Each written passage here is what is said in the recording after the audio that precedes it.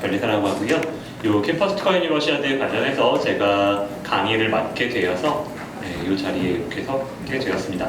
오늘 강의가 발명진흥회 쪽의 요청으로 특허청이랑 같이 해가지고 약간 발명 사업화 부문의 녹화를 좀 뜨는 강의일 거예요. 그래서 앞에 주무관님 녹화를 하고 계시고, 제가 그래서 평소에 다른 데서 강의를 하는 것보다 조금 딱딱하게 아마 전달이 될 겁니다. 오늘 강의 그래도 좀 딱딱하게 형식을 갖춰서 하려고 노력을 할 거고, 강의가 끝나고 나서는 사실 생각보다 되게 많은 분들이 와주셨는데, 제가 시간이 닿는 선에서는 돌면서 여러분들의 어떤 궁금증이나 지금 당장 니즈가 좀 있으실 거예요, 조별로. 그래서 그런 것들을 해결해드리는 작업들을 좀 하도록 하겠습니다.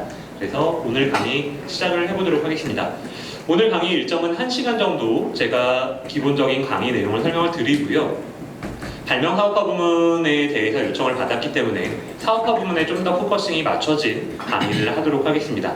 근데 아마 타교에서도 이렇게 오신 분들 계신 것 같아서 제가 이 강의가 끝나고 나서는 개별적인 질문을 해주실 때에는 사업화 부문이든 전략 수립 부문이든 본인 고르신 문제와 맞춰서 질문을 해주시면 제가 최대한 그거에 맞춰서 답을 드리도록 하겠습니다. 네, 강의 시작해 보도록 하겠습니다. 제 이력인데 간단히 생략하고 넘어가고요. 저도 여러분들 때처럼 학부생 때 이 대회의 참가자입니다. 이 대회가 은근히 유서가 깊은 연역이 오래된 대회여서 저도 이 대회에 한번 나갔었다라고 말씀을 드리고요. 네, 일단은 여러분들 발명 사업화 부문을 골라주시는 분들이 많으실 거예요. 그래서 제가 발명 사업화 부문이 어떤 대회냐, 어떤 문제냐라고 조금 설명을 드리고 나가고자 합니다. 일단은 이 대회는 컨설팅 대회입니다. 기업 쪽에서 어떤 지금 현재 당면한 과제를 여러분들한테 던지고 여러분들이 그 과제를 기업의 니즈에 맞게끔 컨설팅을 하는 대회이고요. 원래 그래서 이 대회는 특허 전략 수립 부문에서부터 시작이 되었습니다. 과거에는 선행기술조사 부문이 있었고 특허 전략 수립 부문이 있었는데 그 두 개가 하나로 통합되더니 한 3, 4년 된 것 같아요. 발명 사업화 부문이 새롭게 생겼습니다. 그래서 여기 계신 분들이 발명 사업화 부문을 선택을 하셨다면 이 CPU의 역사를 그냥 타고 넘어와서 가장 최신화된 문제를 고르셨다라고 보시면 될 것 같으세요. 이 두 가지의 유형은 답안을 작성하는 코드가 조금 달라야만 합니다. 특허 전략 수립 부문은 그야말로 어떤 대기업이죠. 보통은 대기업이 지금 우리가 당면에 있는 기술적인 과제를 여러분들한테 던지고 여러분들이 특허에 대한 정보를 조사해서 그 조사에서 얻게 된 인사이트를 기반으로 그거에 대한 솔루션을 제공하는 대회가 특허 전략 수립 부문입니다. 반면 발명 사업화 부문은 최근에 창업 관련된 게 굉장히 뜨고 있는 거 알고 계시죠? 네, 여러분들 친구들, 선배들 중에서도 창업해가지고 대박나신 분들이 있을 거예요. 발명 사업화 부문은 여러분들이 그 분야에 대한 특허 분석을 바탕으로 해서 어떤 인사이트를 얻게 되면 그걸 바탕으로 사업화를 하는 제안까지도 한번 해달라라는 게 발명 사업화 부문입니다. 그래서 여러분들이 발명 사업화 부문의 문제를 고르셨다라고 하면 특허 전략 수립 부문에서 하고자 하는 특허 전략 수립 부문의 문제풀이, 쉽게 얘기해서 특허 분석에 대한 내용들을 베이스로 깔고요. 그 후에 그 다음 단계로서 이 아이템을 가지고 어떻게 우리가 사업화를 하면 조금 더 돈을 빨리 많이 벌 수 있을까에 대한 전략을 수립하는 게 사업화 부문입니다. 여러분들이 학생분들이셔서 아무래도 사업을 한다라는 개념이 조금은 어색하게 들리실 수 있을 수 있어요. 그런데 창업대회라든가 이런 사업화 대회에 수상하는 아이템들은 어떤 아이템이냐면요. 빠른 시간 안에 높은 확률로 큰 돈을 벌 수 있는 사업 아이템을 누가 제시를 했느냐입니다. 여러분들 이 대회를 통해서 특허에 대한 인사이트를 베이스로 하시되 기업 쪽에다 설명하는 아이템은 이 아이템을 가지고 여러분들이 사업을 하시면 되게 큰 돈을 버실 수 있을 겁니다 라는 거를 기업 담당자들한테 설득하시면 되는 대회예요. 어떤 팀들은 입상하시는 어떤 팀들은 발명 사업화 부문에 대해서 발표를 하시면서 우리는 모 회사의 내부에서 창업을 한 팀 뭐뭐입니다 라고 해서 창업팀의 이름도 설명을 하면서 역할도 나뉘어 있어요. 누구는 CTO, 누구는 CEO, 누구는 CDO 해가지고 각자의 역할도 나눠져 있는 실제 창업을 하는 팀인 것처럼 발표를 해주시는 팀들도 있었습니다. 그래서 발명 사업화 부문이라는 대회는 여러분들이 진짜로 이 아이템을 가지고 내가 그 가능성이 너무 반짝반짝해서 한번 사업을 해보려고 한다 라는 진정성이 심사위원들한테 어필이 되면 좋은 대회다라고 보시면 될 것 같아요. 조금 컨셉이 다릅니다. 그래서 특허 전략 수립 부문은 남의 회사, 우리 회사가 아니고요. 내가 어떤 컨설팅의 용역을 받은 회사 입장에서 컨설팅을 하는 보고서를 내야 되는 대회다라고 한다면, 발명 사업화 부문은 이 아이템이 너무 반짝거려서 내가 이걸로 사업을 한번 해보려고 했는데 우리 팀을 좀 지원해 주세요 라고 하는 대회의 컨셉으로 접근을 하시면 됩니다. 쉽게 얘기하면 창업대회의 컨설팅 유형을 그대로 따라간다라고 보시면 되세요. 그래서 이렇게 좀 다르다라고 보시면 될 것 같고, 이 대회가 완주를 하는 학생들이 많지가 않아요. 근데 그 완주를 하는 학생들이 적은 이유 중에 하나는 답안의 유형들을 내가 어떻게 구성을 해야 될지를 몰라서 그렇습니다. 물론 특허에 대한 정보가 여러분들한테 익숙하지 않아서일 수도 있겠지만, 다른 한쪽에는 이 대회의 답안을 내가 어떻게 구성해야 이 페이지들을 채울 수 있을지가 불확실해서 손가락이 안 나가서 제출을 못하는 경우가 많은 거거든요. 근데 발명 사업화 부문 같은 경우에는 제가 강의를 다니면서 그 창업대회의 나의 아이템을 소개하는 자료의 유형을 그대로 따라가시라. 그러면은 이 대회의 목적과 취지에 부합되는 어떤 하나의 보고서가 될 거다라고 이야기를 드립니다. 그래서 여러분들은 저희 중기부에 창업 아이템에 이제 공고가 뜨는 K-스타트업이라는 홈페이지가 있어요. 거기에 보시면 뭐 예비 창업 패키지네, 창업 도약 패키지네, 또는 뭐 청년 창업 사관학교네, 이런 유의 어떤 창업 대회, 창업 경진 대회, 창업을 육성하는 그런 시스템들에 대한 대회들이 있는데, 그런 것들을 좀 참고를 하시면 그 대회의 기본 양식이 사실은 여러분들이 제출하셔야 되는 여러분들의 아이템을 홍보하기 위한 양식과 거의 대동소이합니다. 그래서 그런 것들을 조금 참고를 하시면 좋을 것 같습니다. 어쨌든 발명사업화 부문이라는 건 여러분들이 이런 아이템이 있습니다, 이 아이템이 얼마나 유망한지 한번 들어주세요 라고 하는 피칭 대회라고 보시면 되고, 사실상 앉아있는 심사위원들을 투자자라고 생각하면 거의 포커싱이 맞습니다. 우리 이런 거 가지고 사업화 좀 해보려고 하는데 이 가능성을 한번 알아봐 주시고 우리 사업 아이템에 투자 좀 해주세요, 물론 발표 때 그렇게 하시면 안 되고요, 투자 좀 해주세요 라고 하는 느낌으로 전달을 하시면 그게 훨씬 더 진정성이 있어 보이고 수상을 하는 거에 좀 더 가까워지실 겁니다. 실제로 발명 사업화 부문에서 상위상을 타신 분들의 발표 자료를 보면 이 친구들 이걸로 원래 사업 준비를 했었나? 라는 느낌이 드는 팀들이 상을 타셨어요.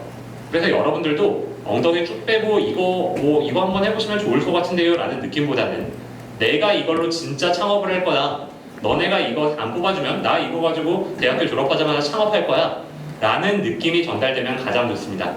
그렇게 한번 접근을 해보시기를 추천을 드리고요.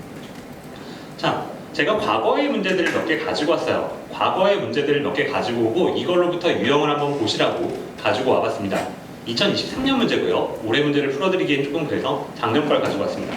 보시면 A1 문제였는데 스마트 링 문제였고요. 지금 이 스마트 링이 시중에서 핫하죠. 삼성이랑 애플이랑 막 누가 먼저 좋은 제품을 내내 만에 하면서 올해 하반기에 출시가 예정된 제품입니다. 근데 이게 작년도에 A1 문제로 나왔어요. 그렇다는 얘기는 지금 각 기업에서 출시에 임박한 가장 핫한 아이템들이 이렇게 사업화 문제로도 나오고 있다는 겁니다. 이 문제를 통해서 여러분들이 아셨으면 하는 부분들은 일단 그냥 흐름을 한번 따라가 보자고요. 저랑 1번 신규 폼팩터가 적용되는 제품 및 요소 기술을 선정해라. 2번 신규 아이디어를 구체화하고 목표 제품을 정의해라. 3번 신규 아이템에 대한 등록 가능성을 검토해라. 4번 목표 제품에 대한 침해 여부를 검토해라입니다. 여기까지는 사실 특허 전략 수립 부문의 문제와 똑같아요.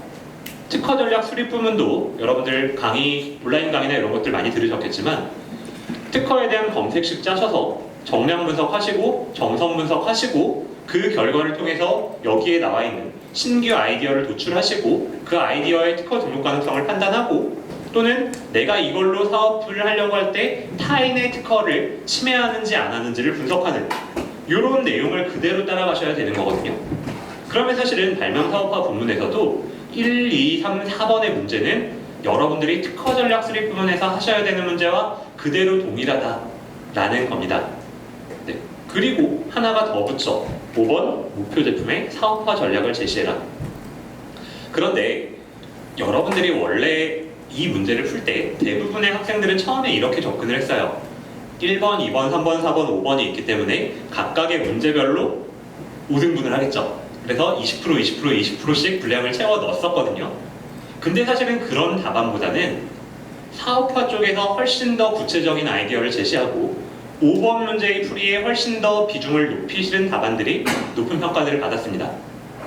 얘가 여러분들 중간고사, 기말고사 푸는 그런 대회가 아니라는 것을 기억을 하셔야 돼요. 문제 주어지고 20점 만점에 얘 20점 만점에 몇 점, 20점 만점에 몇 점 이렇게 평가를 하는 대회가 아니라는 걸 유념을 하셔야 됩니다. 기업이 출제한 문제거든요. 기업은 이렇게 문제를 나눠서 5가지의 유형으로 답안을 제시해라 라고 했지만 결국에 듣고자 하는 내용, 기업이 여러분들의 답안을 통해서 얻어가고자 하는 내용은 어떤 아이템을 사업화하면 되는지, 이 아이템의 사업화 가능성이 어느 정도인지가 핵심적이다 라는 거를 주목을 하셔야 됩니다. 그래서 결국엔 컨설팅 대회라는 건 그 기업이 간지러워하는 부분을 내가 얼마나 적극적으로 잘 긁어줬느냐, 다른 데 괜히 시간 허비하지 않고 그 파트에 얼마나 집중해서 이 문제를 해결했느냐가 핵심입니다. 여러분들은 1, 2, 3, 4, 5번에 비중을 대등하게 가져갈 필요가 없으세요. 사업화 부분이 중요한 문제인 것 같으시면 사업화 쪽에 포커싱을 많이 두시면 되는 거고요. 그 사업화를 하는 데 있어서 어떤 특허에 대한 이슈가 조금 더 불거질 것 같으면 1, 2, 3, 4번의 비중을 조금 높이시면 됩니다. 결론적으로는 여러분들은 기업이 듣고자 하는 내용에 맞춰서 그 사업을 하기에 필요한 정보가, 중요한 정보가 있는 파트들을 부각을 시켜주시면 되세요. 1, 2, 3, 4, 5번이 문제가 이렇게 있다라고 해서 딱딱 안분해서 답안을 내시기보다는 3번에 있는 등록 가능성 과정에서 문제가 있다 라고 하면 이 등록 가능성을 어떻게 해결할지에 대해서 비중을 실어주시고, 4번에 치매 여부, 이 제품을 생산하는데 치매가 너무 크리티컬하게 걸린다 라고 하면 그 치매되는 특허를 어떻게 무효화시킬지, 얘를 어떻게 회피할지에 대한 분량을 많이 투입해 주시면 되는 겁니다.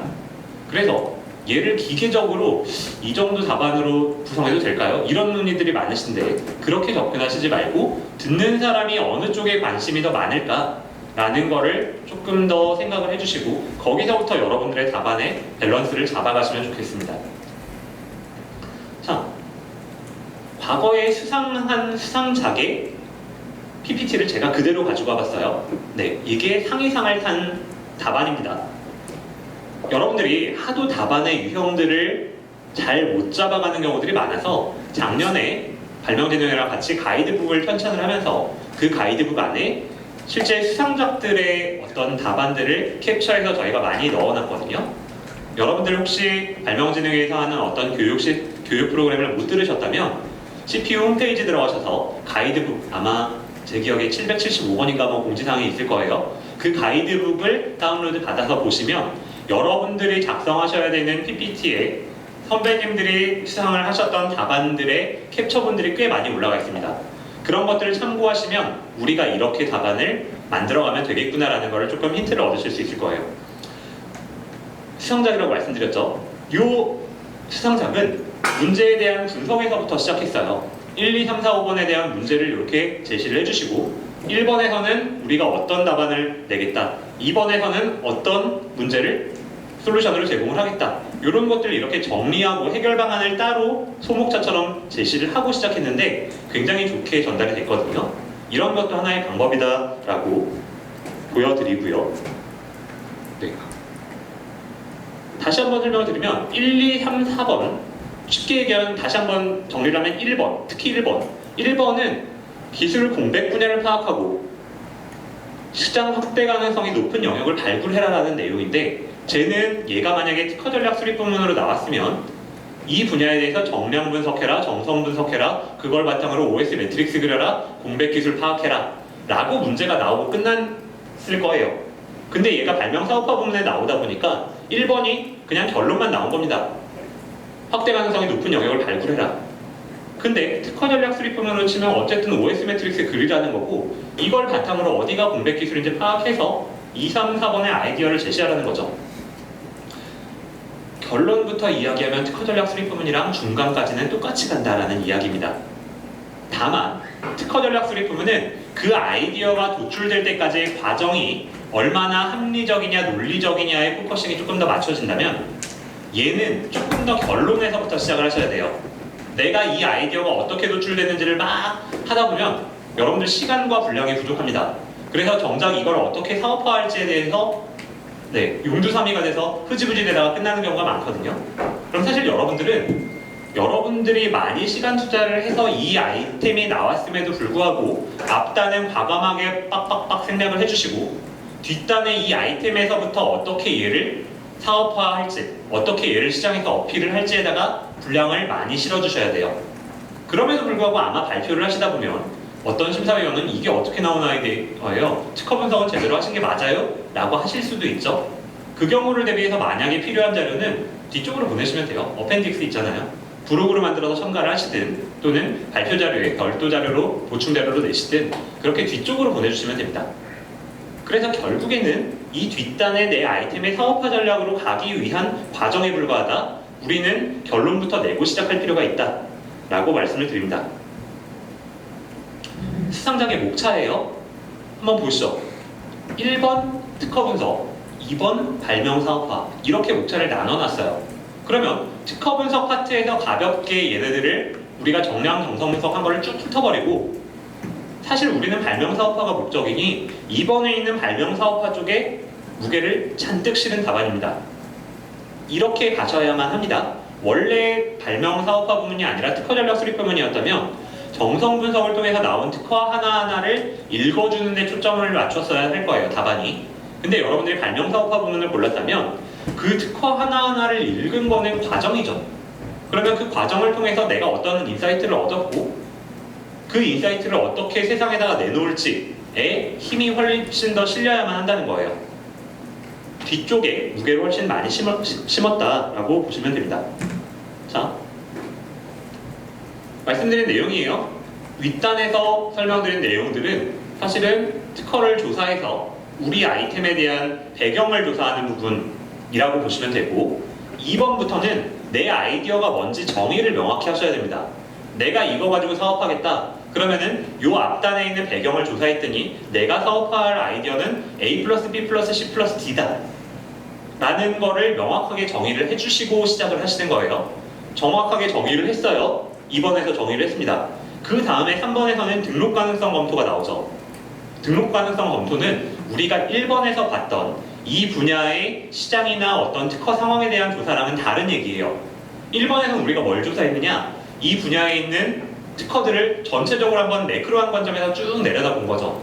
검색식도 당연히 조금 더 포괄적이고 조금 더 상위 개념으로 짤 수밖에 없습니다. 근데 3번에 있는 등록 가능성을 검토는 어떻게 하죠? 내 아이템이 A, B, C, D로 확정이 되었으면 A, B, C, D를 검색어에다 넣고 새로 검색식을 짜셔야 돼요. 그래서 정확히 내가 사업을 하려고 하는 그 아이템에 유사한 게 있는지 없는지를 분석을 해주셔야 됩니다. 보통 여기서 조금 헷갈리세요. 내가 앞단에서 분명히 검색식을 한번 넣었고 이 검색 결과 핵심 특허들을 뽑았는데 그 핵심 특허들과 우리 아이템을 비교하면 되나요? 이런 질문들을 많이 해주시는데 등록 가능성 검토는 그렇게 하시는 거 아니고 내가 이 아이템을 정의를 했으면 걔에 맞춰서 검색을 한 번 더 짜주셔야 됩니다. 좀 더 스페시픽하게, 좀 더 내 아이템에 맞춰서 검색식을 짜셔서 정말 내가 하고자 하는 사업과 똑같거나 유사한 선행 기술들이 있는지를 분석을 해주셔야 돼요. 그게 3번. 그러고 나서 이제 4번은 침해 여부 검토예요. 등록 가능성 판단과 침해 여부 판단은 거의 유사한 방법을 가지지만 시점의 차이입니다. 등록 가능성 판단은 앞단에서 내가 요거 가지고 사업하려고 할 때 공개되어 있는 기술이 있는지를 보는 게 등록 가능성 판단일 거고요. 침해 여부 판단은 공개되어 있는 게 아니라 등록된 것만 놓고 판단을 하셔야죠. 등록된 상대방의 특허와 나의 실시하려는 기술 간에 권리가 저촉되는지 안 되는지를 판단하는 게 침해 여부 검토입니다. 또 하나의 차이, 등록 가능성 검토에서는 진보성 판단에 대한 기준이 들어가기 때문에 선행 특허가 2개나 3개를 가져와서 조합할 수도 있어요. 우리 발명이 A, B, C, D라고 하면 1번 특허에서 A, B를 가져오고 2번에서 C를 가져오고 3번에서 D를 가져와서 이 3개의 문헌이 같은 기술 분야이기 때문에 통상의 기술자가 조합이 가능하다라고 해서 등록 가능성이 없다라고 결론을 내릴 수도 있지만 4번 같은 경우에는 특허를 조합해서 침해라는 것은 존재하지 않습니다. 네, 뭐 조합해서 특허권의 침해다 이런 얘기는 사실은 없어요. 학술적으로 뭐 그런 얘기들이 좀 있는 경우도 있지만 여러분들 이 대회에서는 그런 거 무시하셔도 되고 1대1로 비교를 해서 저 특허권에 존재하는 내용이 우리가 실시하고자 하는 발명과 어떻게 중첩이 되는지를 분석하는 게 4번입니다. 그래서 그 차이들이 조금 있다라고 보시면 되고, 그리고 5번이죠. 사업화 전략. 사업화 전략은 여기 대부분이 공대생 또는 이과생이실 것 같은데 생각보다 굉장히 디테일하게 들어가야 됩니다.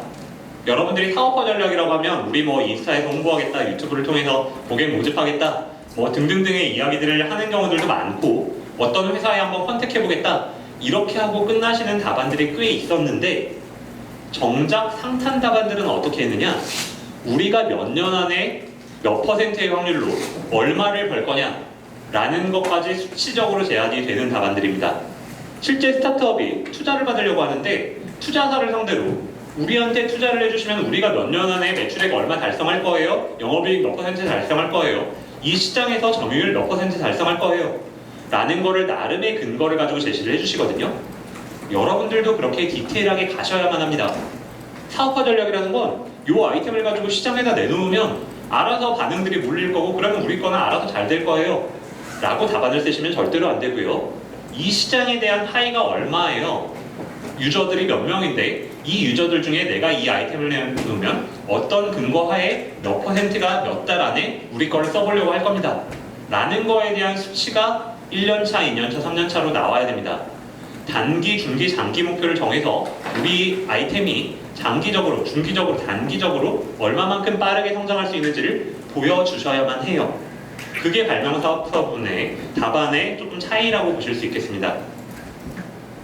조금 어색한 이야기일 수도 있어요. 이공계생 입장에서 저도 그랬습니다. 아니 이게 경제학적인 뭐 예측이라고는 하는데 근거도 하나도 없고 가정을 거쳐서 이런 가정이 충족되면 이렇게 클 거다 라는 얘기를 내가 어떻게 답안에다가 적느냐 라고 하시는 분들도 있는데 이 분야에서는 사실은 사업화의 관점에서는 그런 것들이 없는 것보다는 어떤 가정하에 이런 목표를 달성할 수 있을 거다 우리는 그쪽으로 나가려고 한다라고 보여주시는 게 훨씬 더 설득력이 있어 보입니다.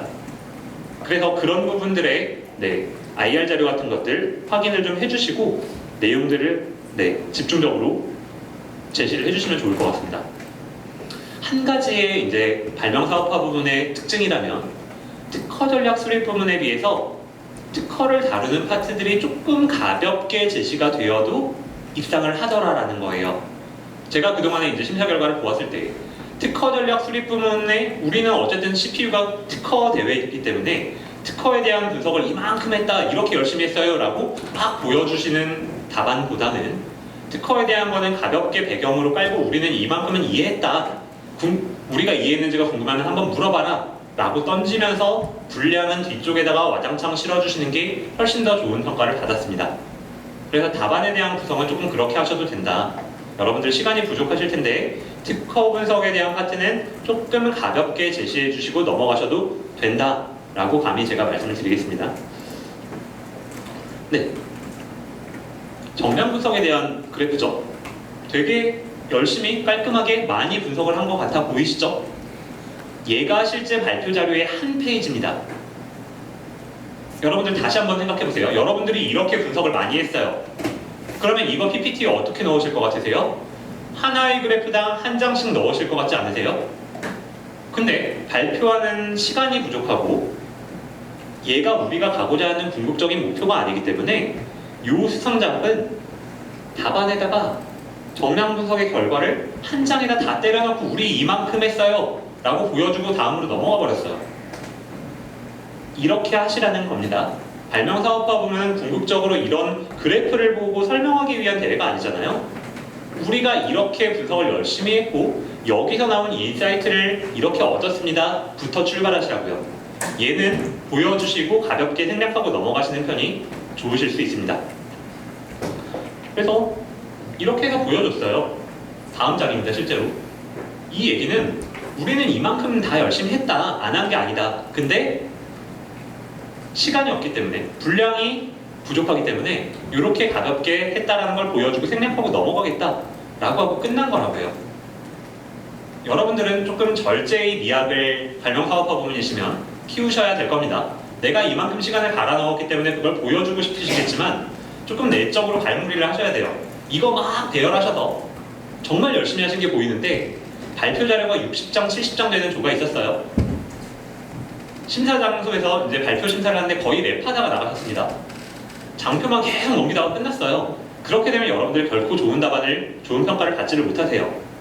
내가 많이 했다라는 걸 보여주는 대회가 아니라 결국에는 어떤 배경을 가지고 얼마나 논리적으로 타당한 아이디어를 제시를 했느냐의 대회라는 거, 듣고자 하는 사람이 뭘 듣고 싶은지를 생각하고 답안을 구성하시라는 거 꼭 말씀을 드리고 싶습니다. 네. 그래서 아까 말씀드렸던 내용이고, 신규 아이디어의 창출 쪽에서 되게 고민을 많이 하실 거예요. 특허 전략 수립 부문도 마찬가지거든요.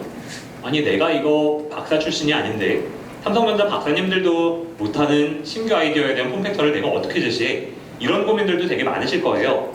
그런데 이 대회가 여러분들 보고 새로운 발명을 하라는 대회는 절대로 아닙니다.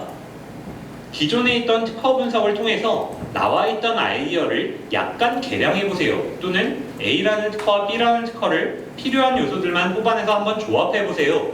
또는 저기 다른 논문에 있던 어떤 데이터를 조금 붙여보세요. 이런 정도의 수준을 요구하는 거거든요. 신규 아이디어는 어떻게 논리적인 사고를 통해서 도출되었는지를 설명하시는 게 훨씬 더 중요합니다. 그 아이디어가 물론 좋으면 참신하면 좋겠지만 내가 이 아이디어를 도출했어요. 이 아이디어는 사업화 가능성이 있어요. 라고 이야기를 하는 것보다 이 아이디어를 도출하기까지의 과정을 얼마나 내부적으로 치열하게 회의를 했는지, 이 아이템이 어떻게 도출된 건지를 단계별로 제시해주는 답안들이 되게 좋은 평가를 받았다라고 말씀드릴 수 있을 것 같아요. 그래서 도출된 아이디어를 갑자기 빵 하고 던지시면 심사위원들 입장에서 이해가 안 갈 수 있잖아요. 이게 어떻게 나왔는지는 여러분들의 생각에 맡기는 거긴 한데 심사위원들도 그 도출되는 흐름을 따라갈 수 있으면 공감이 잘 되겠죠. 창업경진대회도 똑같습니다. 갑자기 밑도 끝도 없이 저 이걸로 창업할 거예요 라고 던지는 것보다 그 아이템이 어떻게 나오게 됐는지 동기를 설명해 주시면 되게 좋아요. 그래서 이것도 마찬가지로 팀원들이 어떤 고민을 치열하게 했고 브레인스토밍 회의를 어떻게 했는지, 그리고 그로부터 특허가 어떤 역할을 했는지를 상세하게 설명을 해주시면 여러분들의 사업 아이템이 체계적으로 도출된 아이디어인 것처럼 보일 거예요. 그러면 대단히 좋은 평가를 받으실 겁니다. 그래서 심사위원들도 똑같이 여러분들의 사고의 흐름을 따라갈 수 있게 만들어주시면 좋아요. 우리는 이렇게 치열하게 고민했는데 일로 가려다가 이거 아이템이 마지막에 이런 문제가 있어서 접고 이쪽으로 왔는데 그냥 결론만 이쪽으로 처음부터 우리는 이걸로 정한 것처럼 제시를 해버리면 이렇게 왔다라고 하는 그 과정이 전달이 안 되죠. 근데 그 과정 전달하셔도 된다고요. 우리는 이렇게 하려고 했는데 이런 문제들이 발견이 되었고 얘보다는 이쪽으로 가는 게 사업화의 성공 가능성이 높아 보여서 피보팅을 했습니다. 라고 제시를 해주시는 게 여러분들의 시간을 충분히 심사위원들한테 전달할 수 있는 방법일 겁니다. 그래서 그 과정들을 망가뜨려 버리지 말고 그 망쳐버린 시간들을 망쳤다라고 생각하지 마시고요. 그 시행착오들을 심사위원들한테 전달을 해주시면 심사위원들도 좋게 보실 겁니다. 실제 답안이에요. 아이디어를 도출해내기 위해서 브레인스토밍을 이렇게 한 겁니다. 어떤 키워드들에서 확장되는 키워드들이나 단어들을 우리 조회의를 해서 갖다가 붙여놓고 그 아이템에서부터 또 다른 구체적인 예시들을 또 뽑아낸 거죠.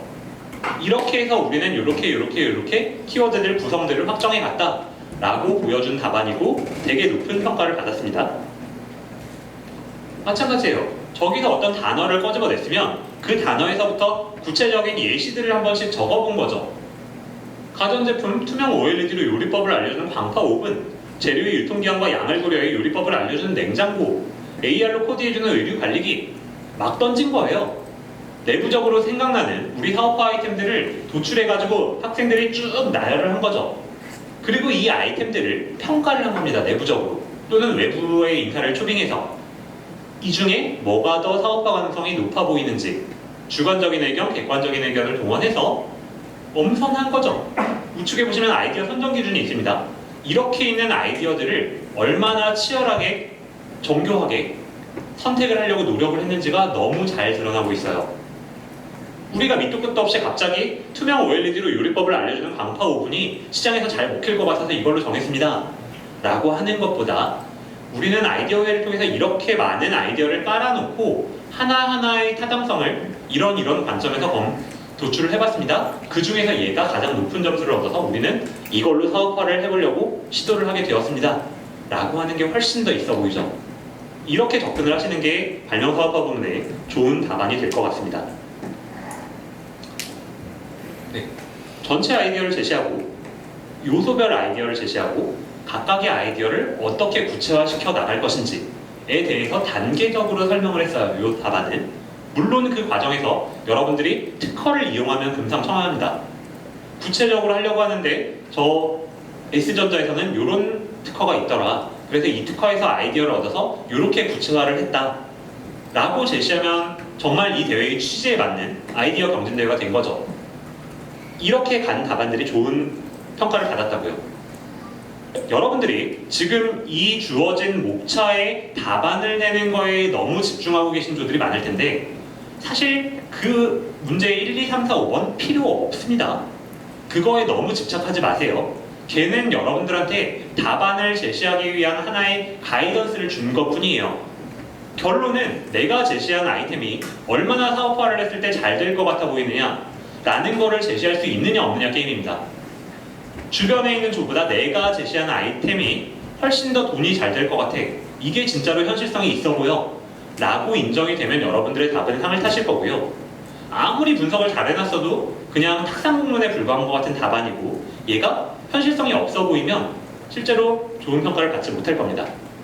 너무 목차에 집중하시지 마시라. 창의적인 목차 얼마든지 동원하셔도 되고 창의적인 구성을 도입하는 것도 하나의 핵심적인 키워드가 될 거다라고 말씀을 드리겠습니다. 오른쪽에 보시죠. 신규 아이디어는 반드시 실현 가능성에 대한 근거의 수반이 필요합니다. 이거는 특허 전략 수립 부분도 마찬가지예요.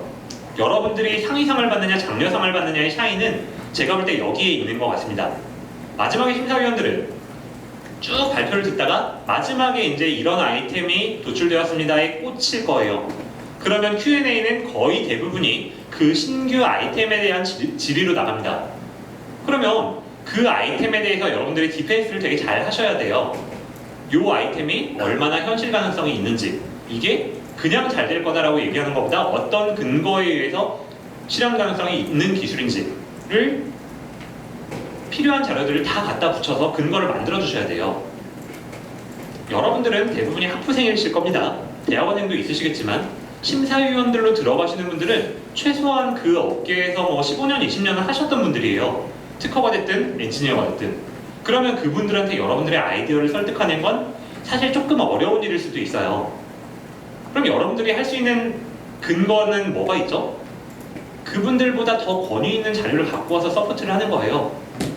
모 교수님이 쓰신 논문에서 이런 얘기를 하더라. S전자에서 쓴 특허에 이런 내용들이 있더라.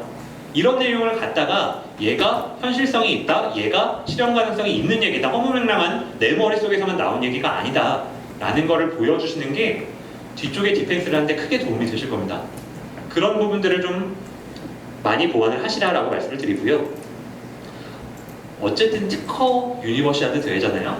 특허 분석 결과를 바탕으로 타인의 출원인이 제시하는 아이디어를 참고해서 우리 아이디어에 보탬이 되게끔 갖다 섞어주는 거는 굉장히 좋은 방식 중에 하나입니다. 원래 특허법의 목적은 산업 발전에 이바지하기 위한 목적이거든요. 근데 대부분의 사람들은 간과하기 마련이에요. 산업 발전에 이바지를 어떻게 하느냐? 내가 개발한 기술을 나 혼자 쓰지 말고 주변에 널리 알려줘라. 그래서 주변 사람들도 그 기술을 참고해서 더 나은 기술을 개발하게끔 만들어라라는 게 특허법의 취지입니다. 물론 그 사람이 개발한 걸 그 사람이 혼자 쓰지 않고 알려줬기 때문에 그 어떤 이점을 주기 위해서 독점권을 주는 거죠. 그 취지에 맞게끔 여러분들도 많은 특허를 읽으셨을 거잖아요. 그 특허들에서 필요한 구성 요소를 가져다가 내 발명 아이템의 구성에다가 덧붙여 보세요. 그러면 내 아이디어가 더 좋은 아이디어가 될 수가 있을 겁니다. 그런 식으로 해서 아이디어가 개량되어가는 과정들을 보여주시면 이 대회의 취지에 정확히 부합되는 아이템이 되실 거예요. 갑자기 밑도 끝도 없이 나 이거 개발했어요, 이게 정말 좋은 것 같아요 라고 하는 것보다 원래 우리는 A라는 아이템을 개량했는데 찾아보니까 A는 이미 나와 있는 거랑 좀 비슷하더라. 그래서 옆에 있는 특허를 보다 보니까 뭐 B 플러스 C가 있는데 그 중에 B를 갖다가 우리 거에 A에다 붙이면 더 아이디어가 좋아질 것 같다. 그래서 우리는 A 플러스 B로 아이템을 결정했다. 이 시나리오가 훨씬 더 있어 보입니다. 이 대회는 물론 컨설팅 대회고 어떤 사업화 역량을 평가하는 대회지만 기본적으로는 학생을 상대해서 어떤 교육의 관점에서 접근하는 것도 있어요. 그럼 여러분들은 교육의 느낌에 걸맞게 우리가 이 과정을 거쳐가면서 이런 어려움들이 있지만 얘를 이렇게 극복했다. 그래서 더 좋은 게 됐다라는 거를 설득력 있게 보여주시는 게 매우 좋은 답안이 되실 수 있습니다. 자, 이렇게 제시를 했어요. 유효 특허에 대해서 실시를 정리하고 8개의 대분리를 주제로 트리맵을 작성했다라고 되어 있습니다. 참신한 시도였고요. 이것도 발명사업화 부문의 특허 분석 파트에 나온 그냥 유형이에요. 특허 분석을 문제에서 시키니까 내가 그냥 분석한다가 아니고요. 우리가 어떤 아이템을 도출하기 위한 목적을 가지고 그 목적으로 가는 과정에서 얘가 분석했다는 게 드러나야 좋은 답안입니다. 우리는 지금 어떤 폼팩터, 어떤 제품을 선택을 할지가 고민이어서 기존에 있던 특허들을 제품을 기준으로 분류를 해본 거예요. 특허 전략 수립 부문을 고르신 팀들은 아마도 그 테크트리를 구성하게끔 되어 있는데 어떤 조들을 보다 보면 어떤 목적의식 없이 그냥 분류하라니까 테크트리를 열심히 분류합니다. 그래서 별쌤 이게 맞을까요? 라고 물어보시는데 항상 모든 분석은 그 분석에 의의가 있어야 돼요. 뭐 문제가 시키니까 분석했어요. 이거는 너무 학생 같은 대답이고 우리가 지금 시간을 들여서 이 분석을 하는 거에는 기업한테 전달하기 위한 또는 우리가 어떤 아이템을 노출하기 위한 메시지가 있어야 됩니다.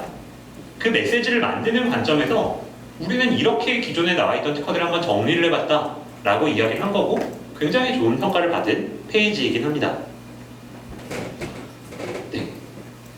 목적 구성 효과는 특허 명세서의 요소다라고 되어 있죠. 구체화 및 목표 제품을 정의할 때 저희 같은 변리사들은 보통 목적과 구성과 효과로 나누어서 발명을 생각합니다. 여러분들도 여러분들이 개발하고자 하는 그 사업 아이템을 목적과 구성과 효과로 나눠서 한번 적어보시고요.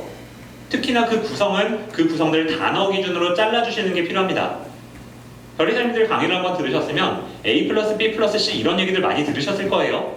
그건 실제로 변리사님들이 어떤 구성에 근거해서 특허를 쓰기 때문에 그런 거고 그 구성들은 반드시 이 제품을 구현하는 데 필요한 필수적인 단어들로 이루어집니다.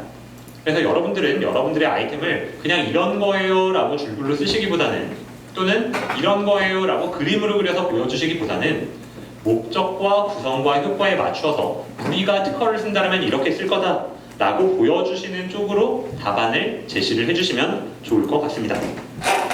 그렇게 정의를 안 하시면 여러분들이 뒤에 문제를 못 푸세요. 등록 가능성을 검토하려면 우리의 구성이 나와서 그거에 맞춰서 검색을 해야 되는 거고 침해 여부를 검토하려면 우리의 구성이 확정이 되어야 선행 특허의 청구 범위에 적혀있는 내용과 우리의 구성을 비교할 수가 있는 겁니다. 다시 한번 정의를 하면 목표 제품의 정의가 우리가 필요로 하는 단어 위주로 이렇게 딱딱 구성별로 나뉘어서 정의가 안 되면 그 뒤에 문제를 풀실 수가 없어요.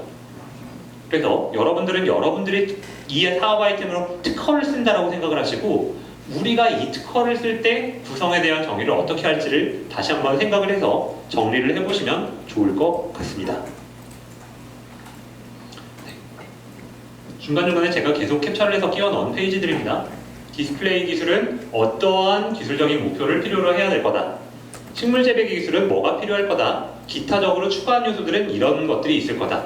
우리는 이런 것들에 대한 기술적인 요소가 필요하다라고 판단을 하고 그 전제하에 특허들을 읽었고 거기서 이런 기술들을 도출해냈다 라는 걸 보여주는 페이지입니다. 모든 분석은 목적이 있어야 된다라고 했고 이 페이지는 목적에서부터 어떤 의도를 가지고 특허들을 읽었다라는 게 보인다는 점에서 되게 좋은 평가를 받은 페이지라고 볼 수 있겠습니다. 네. 그래서 기존에 있는 특허와 우리가 제품화를 하려는 기술을 비교했어요. 이 조 같은 경우는 되게 재미있게도 우리가 만들려는 제품의 이름도 붙였습니다.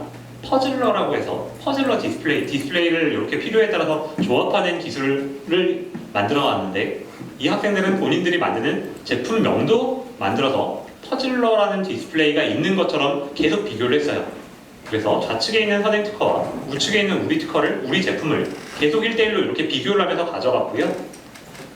저런 걸 비교를 하면서 우리 특허의 등록 가능성을 판단하고 침해 여부를 판단했다라고 보시면 될 것 같습니다. 네. 마지막에 이제 사업화 전략이죠. 사업화 전략은 유형이 없습니다. 솔직하게 얘기해서 심사위원들도 사업화 전략을 반짝반짝하게 많이 알고 있지 않아요. 여러분들이 참신한 아이디어를 조금만 참신하게 던지면 심사위원들도 그거에 감탄할 가능성이 높거든요. 그러면 사업화 전략은 여러분들의 창의성을 무한히 발휘하셔도 돼요. 최대한 다양하고 창의적으로 전략을 하시면 좋고, 실제 창업을 하려는 구성원처럼 보이실 필요가 있습니다. 다만 이 창업, 사업이라는 거는 결국에는 돈을 벌기 위한 게임이거든요. 돈을 번다라는 건 누구한테 팔아서 돈을 벌지가 먼저 특정이 되어야만 합니다. 보통 창업하시는 창업가들은 우리의 아이템을 소비자, 개인 소비자한테 팔지 또는 회사한테 팔지 정부한테 팔지를 먼저 정하고 시작을 해요. 그걸 갖다가 B2C, B2B, B2G라고 저희는 정의를 합니다. 그러면 우리의 사업 아이템이 도대체 누구를 타겟으로 판매를 하려고 하는 아이템인지를 먼저 정확하게 확정을 하시고, 그거에 맞춰서 시장 조사를 하셔야죠. 어떤 고객들이 있는지를 조사를 하시고, 이 시장의 규모가 얼마만큼인데 우리가 이 제품을 내놓으면 경쟁사의 제품보다 어느 파트들이 좋아서 소비자들이 이거에 끌려서 몇 퍼센트의 시장이 몇 년 안에 우리한테 딸려올 거다. 이렇게 하고 걔를 역추로 했더니 우리는 얼마 정도를 벌 수 있을 거다. 이렇게 가셔야만 합니다. 이게 약간 되게 공대생 입장에서 들으기가 좀 죄송스러운 얘기지만, 그렇게 가야 얘가 실제 사업성이 있는 그 분석이 된 것처럼 보이거든요. 네. 여러분들 보고 BM 모델을 제시해라 라고 하면 당연히 구글이나 네이버에다가 비즈니스 모델 이런 거 검색하실 거예요. 그러면은 가장 먼저 나오는 게 비즈니스 캔버스 모델이라고 해서 9개의 그 캔버스 유형들이 이렇게 딱딱딱딱 나옵니다. 교과서에 실려있는 얘기예요. 경제학 교과서에 나오는 모델입니다. 그거에 맞춰서 정리를 하는 건 의미는 있어요. 근데 그 정리를 왜 하죠? 우리 아이템의 강점이 어디고 약점이 어디인지를 알아서 그걸 바탕으로 우리가 어떻게 제품을 보완할지를 분석하려고 하는 거예요. 근데 BM 모델을 제시하고 사업화 전략을 제시하라고 했더니 캔버스 모델에 맞춰서 우리 거를 그냥 딱딱딱 제시하고 답안처럼 내고 끝내버리면 이거는 미완의 답이 됩니다. 그래서 얘를 활용을 하실 거면 이걸 통해서 우리가 뭘 어떻게 보완했는지가 반드시 나오셔야 됩니다. 스타트업의 IR 자료를 참고하시면 대단히 좋고요. 사업 모델을 구축할 때 보통 우리가 단기 모델, 중기 모델, 장기 모델을 나눠서 분석한다라고 말씀드렸죠. 그런 것들을 좀 나눠서 제시를 하시는 게 체계적으로 보일 수 있어요. 사업 아이템을 제시하라고 했다라고 반드시 한 개만 제시하시오 이런 내용이 있는 건 아니죠. 아이디어 회의를 하면서 브레인스토밍 과정에서 2개, 3개가 유망기술로 떴으면 첫 번째는 이 사업 아이템을 해보고 얘로 매출액이 나서 자리를 좀 잡으면 그 다음 몇 년 후에는 이 아이템으로 건너가고, 이런 중기, 장기 모델을 제시하셔도 됩니다. 하나만 하라고 아무도 안 했어요. 그럼 여러분들은 그런 거에 대한 실제로 내가 회사를 운영한다면 이렇게 하겠다라는 게 예상되는 모델들을 짜주시면 됩니다. 초기에는 A 파이프라인으로, 중기 이후에는 B 파이프라인도 고려를 하겠다라는 전략도 매우 바람직한 전략입니다.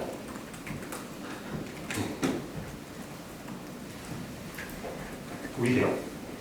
이거 약간 무슨 브로셔 전단지 같지 않으세요? 실제 제품을 만드는. 네. 수상작들은, 실제로 사업화 모델의 수상작들은 이렇게 만들어 왔어요. 무슨 얘기인지 이해가 되시나요? 얘가 그냥 이론상으로 사업화를 하겠다처럼 보이는 게 아니라 우리가 이런 제품을 실제로 만드는 것처럼 가지고 왔다고요. 그리고 우리가 이런 제품을 홍보할 수 있는 것처럼 페이지를 구성해서 우리의 사업 아이템 홍보 브로셔를 만들어 왔어요. 그게 페이지의 중간중간에 하나씩 이렇게 나옵니다. 있어 보이는 거죠. 이게 진짜로 회사를 만들려고 이렇게 만든 건가? 어떤 학생들은 실제로 앱을 개발한 줄 알았어요. 저는 앱의 디자인까지 만들어서 앱을 제시하고 여기서 이 버튼을 누르면 이렇게 갑니다까지도 제안을 했다고요. 특허에 대한 분석 되어있기는 합니다만 사업화 문제를 모르셨다면 실제 여러분들이 그 아이템을 시장에다가 내놓고 평가를 받을 것까지 염두에 두고 PPT를 준비를 하셔야만 합니다.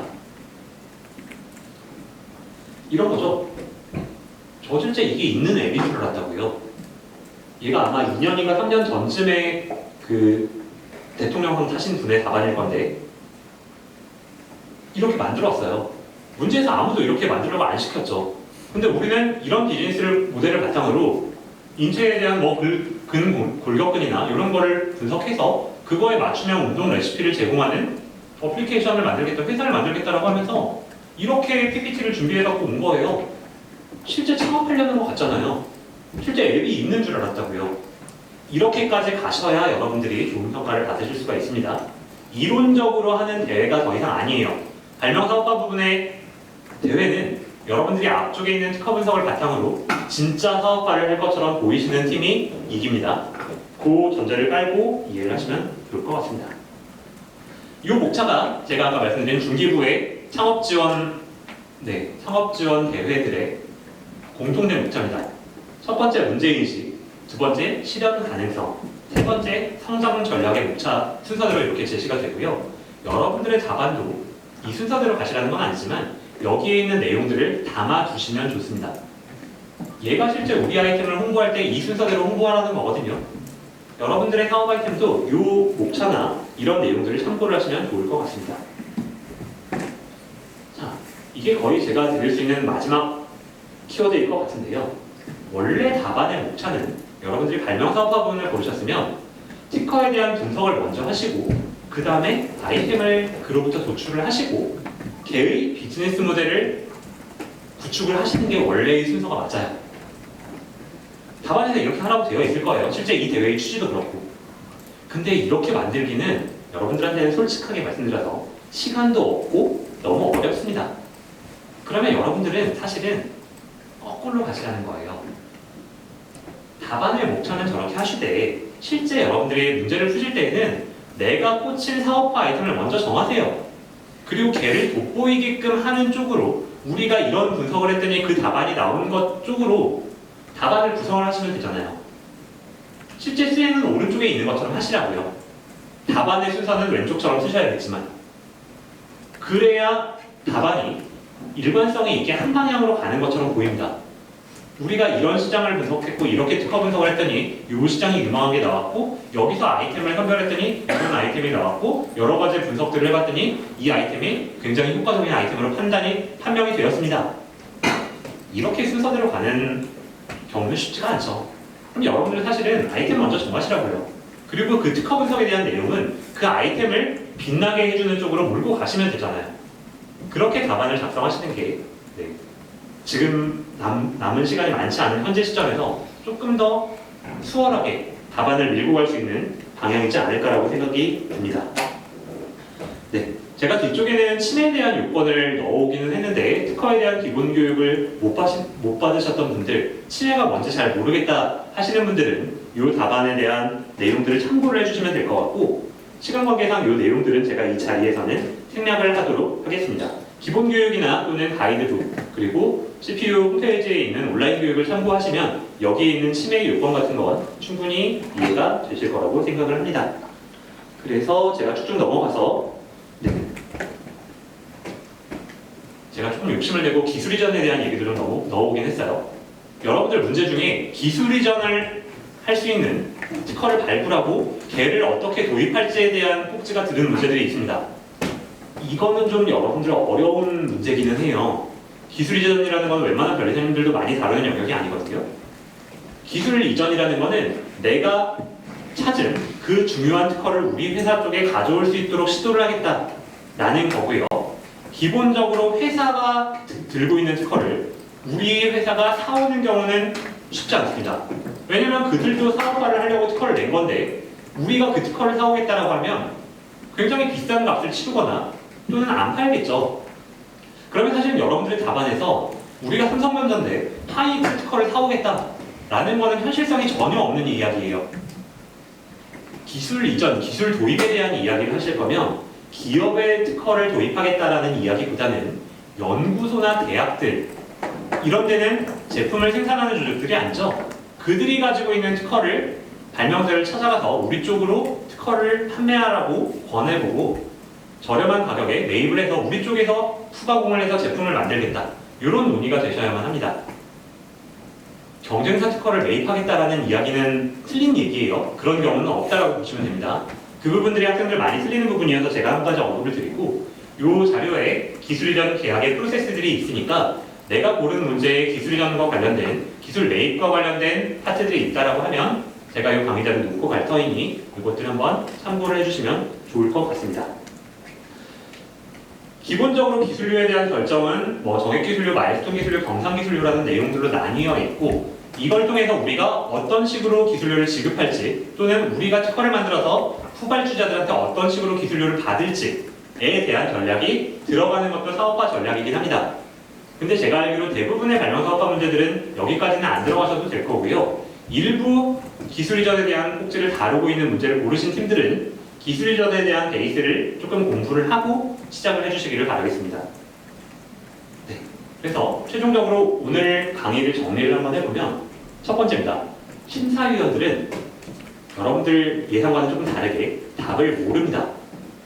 여러분들은 보통 교수님들이 내시는 문제를 푸시다 보니까 이 출제위원들이 여러분들이 쓴 답안의 적정성을 판단을 할 수 있을 거라고 생각을 하지만, 이거는 특허 분석 대회거든요.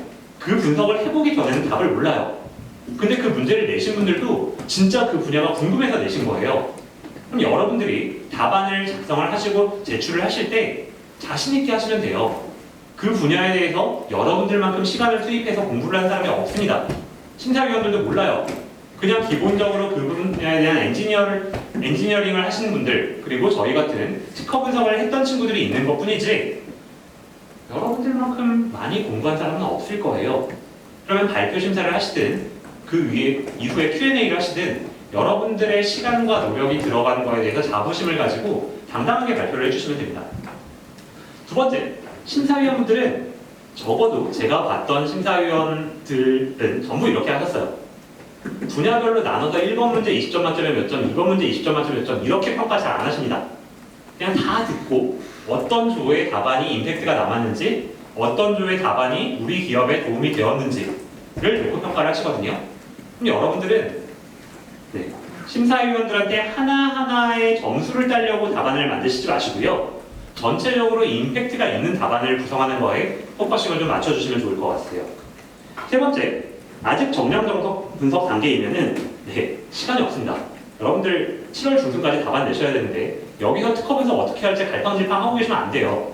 그럼 이거는 빠르게 해서 마무리를 하시고요. 뒤쪽에 사업화 쪽에 시간을 훨씬 더 많이 들여서 진지하게 고민을 많이 해주세요.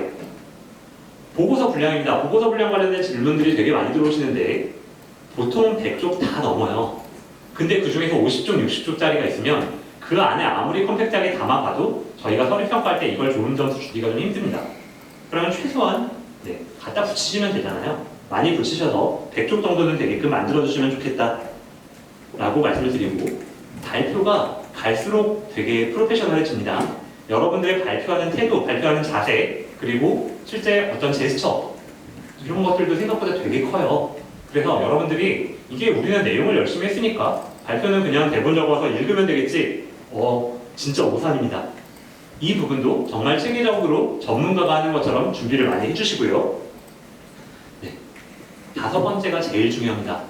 여러분들이 여러분들 아이템에 확신이 없으면 Q&A에서 다 떠내려갈 거예요. 내가 스스로가 이 아이템이 진짜로 돈이 될 거다라고 믿으셔야 돼요. 그 믿을 만한 아이템을 가지고 사업화 전략을 쭉 밀고 가셔야 할지, 나도 이게 뭔지 잘 모르겠고 긴가민가 하고 이런 스탠스로는 절대로 상을 타실 수가 없을 거예요. 일단 나부터가 얘가 얼마나 사업화가 될 수 있을 것인지를 구체적으로 믿고 가시기를 추천을 드립니다. 6번, 구체화에 대한 내용이에요. 아이템은 정말 구체적으로 특정을 하셔야만 합니다. 내가 이런 거를 창업할 거예요 라고 추상적으로 글자로 설명하시는 게 아니라 내 머릿속에는 실제로 그 제품이 어떻게 생겼는지, 어떻게 구동하는지에 대한 아이디어가 다 정리가 돼서 끝나 있어야 돼요. 내가 이거 가지고 사업하는데 우리 제품을 설명을 못한다? 이거는 사업화가 가능한 게 아니죠. 나는 당연히 다 이해를 해야 되고 우리 고객한테도 이 제품을 설명을 해야 되는데 나부터가 이 제품의 아이디어를 추상적으로 알고 있다? 걔는 절대로 좋은 답안이 나오실 수가 없을 거예요. 마지막입니다. 7번. 빠르게, 많이, 현실성 있게 돈을 많이 벌 수 있을 것 같은 느낌을 주시면 여러분들의 답은 상을 타실 겁니다. 마지막에 돈으로 끝나서 죄송합니다만 발명사업화 부문의 문제는 사업화라는 단어가 들어가 있기 때문에 여러분들이 실질적으로 경제적인 이슈를 분명히 부각을 시켜주셔야 합니다. 다른 아이템들보다 이 아이템을 골랐는데 이 아이템을 고른 이유가 빠르게 확실히 많은 돈을 벌 수 있을 것 같아서였습니다. 라는 게 가장 정답에 가까운 아이디어 선정 근거입니다. 네, 그래서 제가 1시간 조금 넘는 시간 동안에 이렇게 자료를 준비하고 발표를 했는데요. 여러분들께서도 발명사업화 부문에 조금 익숙하지 않으실 수도 있겠지만 어차피 모두가 모릅니다. 여러분들 대부분이 공돌이실 거고 공돌이들은 이런 거 해본 적 없고 그래서 다들 약간의 썰푸는 이야기처럼 들릴 수도 있어요.